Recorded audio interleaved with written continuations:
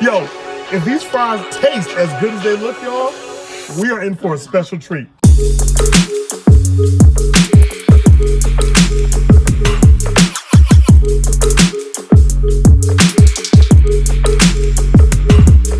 Would you mind introducing yourself a bit? I mean, just basically talk a bit about like your history, where you first found like the Bitcoin community, and basically just a little bit about how you ended up where you are now. Okay, so I first joined the Bitcoin community back in March 2011. I heard about it on the internet, and I decided this is something interesting that I should try and get into.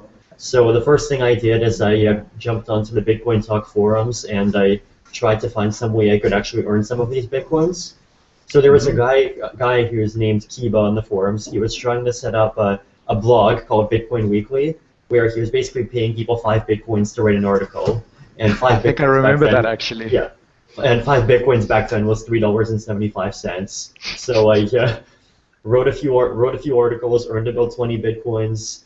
Then a few months later, Mihai Alicia, who's the founder of Bitcoin Magazine, brought me in as the first writer. So I wrote for Bitcoin Magazine for about 2 years.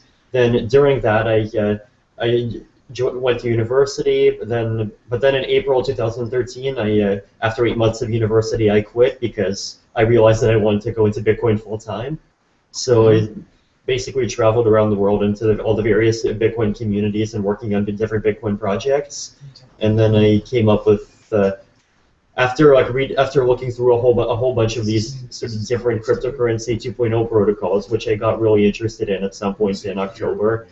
Basically, at the end of November, I finally came up with the idea for Ethereum.